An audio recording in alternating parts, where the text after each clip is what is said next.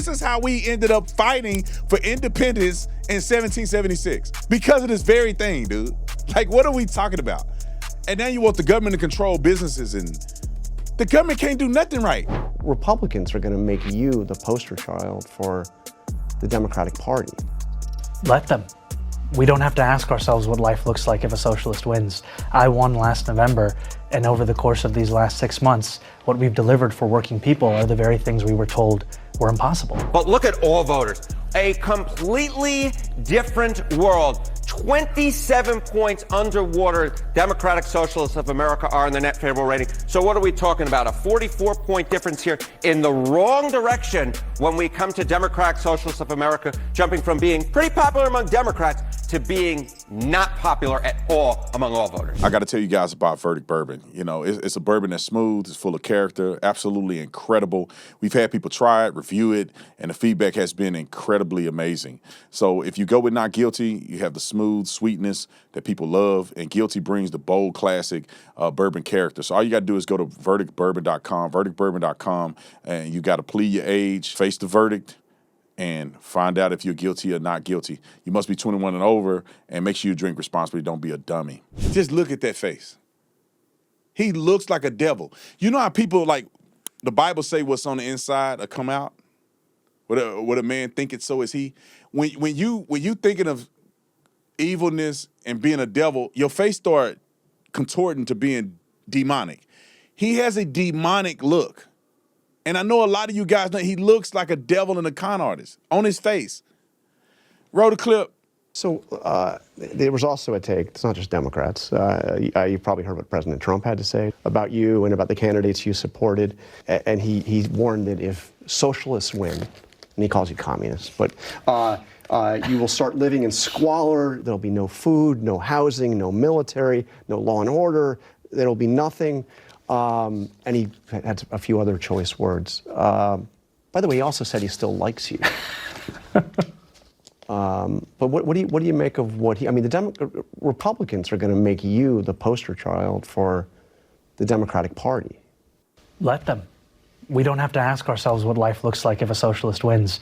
I won last November, and over the course of these last 6 months, what we've delivered for working people are the very things we were told were impossible.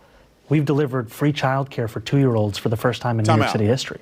Time out. Free childcare for 2-year-olds. That's just 2-year-olds. Man, what is that gonna do for kids all the way up the spectrum? Free childcare for 2-year-olds. Like they're the only people in the country that need childcare. What about 3-year-olds? 4-year-olds, 5, 6, 7, 8, 9, 10. Can't leave them at home. Gotta go to work. So you got 2-year-olds, and that's an accomplishment. Roll it. We've delivered tens of millions of dollars back to tenants who were taken advantage of by bad landlords. We've delivered 165,000 potholes being paved. And we've done all of these things while also delivering the lowest recorded crime in our city's history. That's what it looks like to have democratic socialism. And what you're seeing is that New Yorkers experienced this for 6 months and made the decision that they wanted to see more of it on the national stage as well. Now explain, what did he do to make the crime go down? Free stuff? Is that okay? That's what he's saying. So if everybody gets stuff for free, then the crime will go down. Make this stuff make sense. Here's another clip that should shock you. Roll it. One of the candidates you supported who won, who knocked off an incumbent Democrat, Listen. is Darlisa Villa-Chevalier. She said some very controversial things, including calling for the abolition of prisons, couldn't say whether or not somebody who had committed murder should be in prison, called for open borders against all deportations, including those of violent criminals. How does abolishing prisons or having open borders fit into that? I mean, do you see how those are ideas that a lot of your Democrats that are warning about what happened here say are toxic? Most of America won't go along with it, are bad ideas. They're dangerous ideas. I think what the focus of her race was, what the focus of her candidacy was about the struggle that working people are facing.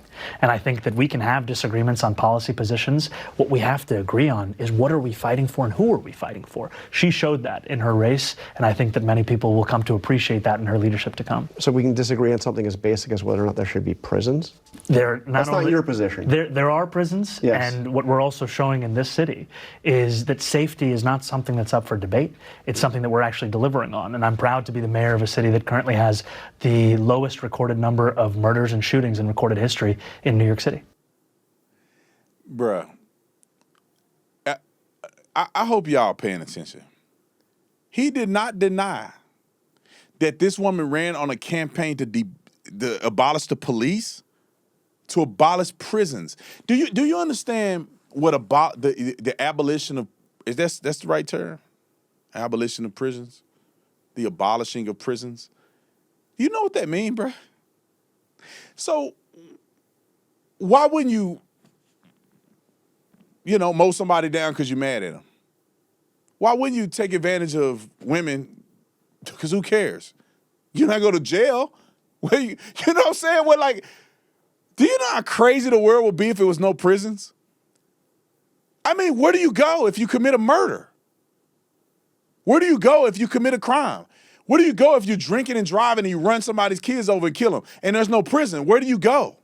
You stay at home? Well, then what's stopping you from doing it? I mean, you know how many people gonna lose their life if people don't go to prison for unaliving people?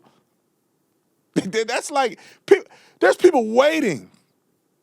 Like, oh boy, I will knock half of these people off if I don't go to prison over it. What sense does that make? Doing coke, selling drugs, selling butt, you name it. People be doing everything, you don't go to jail.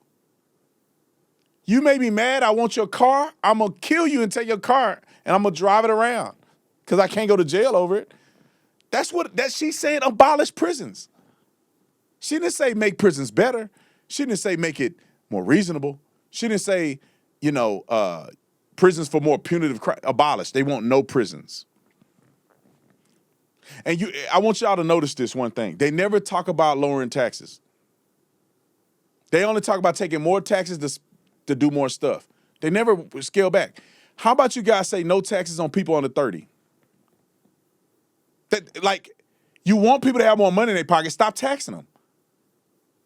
Oh, no, they don't want to stop taxing you.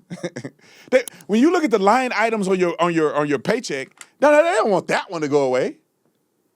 They don't want you paying $14,000 to $100,000 a year in taxes that could be in your pocket providing for your family. No. They want that number to stay consistent, but they want the landlord to not raise your rent. How about they just lower your taxes? That's the difference in your rent.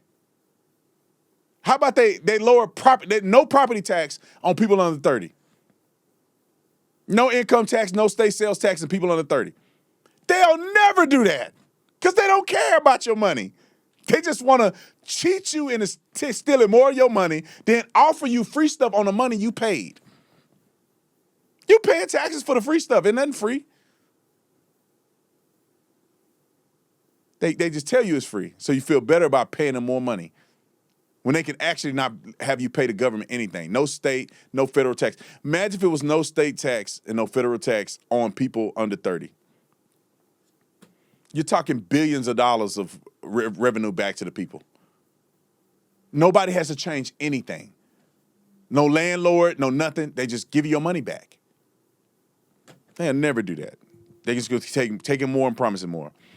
All right, there's 2 more clips and then we out of here. All right, roll it. There's resentment, and this is from fellow Democrats who think that this could jeopardize Democratic chances in the fall. I mean, you've got Josh Gottheimer, a Democratic member of Congress, says, many of us believe, as do I, if you're a socialist, you are not a Democrat.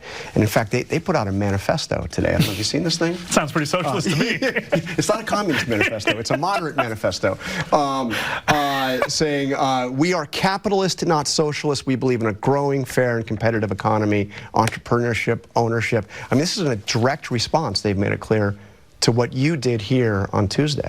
Well, I mean, that's great, but what's a party if not its voters? And I'm proud to sit in front of you as the mayor of our city, having received more than 1 million votes a little less than a year ago. And when we're talking about these incredible congressional candidates, they won their races, and they won their races with a vision of what politics should be, and one that actually speaks to working people. And for a lot of people who ask themselves, what does democratic socialism mean? And you can tell them the answer at a theoretical level. It's the choice to extend democracy from the ballot box the rest of their lives. But in terms of what it means over these last 7 months, we've seen a city with democratic socialist principles at the heart of it within our administration. And what we've delivered has been record lows when it comes to murders and shootings. So is it pragmatic democratic socialism? I think democratic socialism at the heart is pragmatic, because if we cannot deliver for working people, then what is this for? I'm not interested in writing a manifesto or, frankly, in reading one. I'm interested in delivering, and that's exactly what we've been showing. And these are the people that Mamdani and them all are associated with. Listen to what he said. Understand. I'm trying to wrap my head around what the movement actually represents. So I've spent some time on the website of the Democratic Socialists of America. I'm just going to run through a couple of pages that caught my eye. The first of them is this. It speaks of Medicare for all, ending the war on drugs, fighting mass incarceration and police brutality, college for all, housing for all, and support for working families.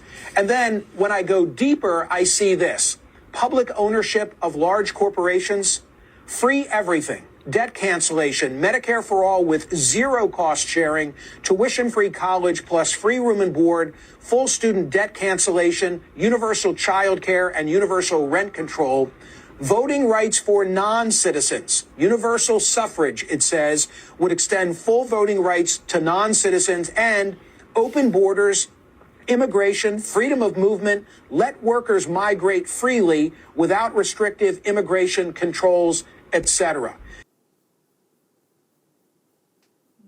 You guys know how crazy that is? Like, I think we're in a war and we don't understand it. And we watching basketball games and the Knicks win, and we're not realizing that these people are trying to take over the country. And they're going to screw us at some point, because you need capital in order to have socialism. How do you generate capital?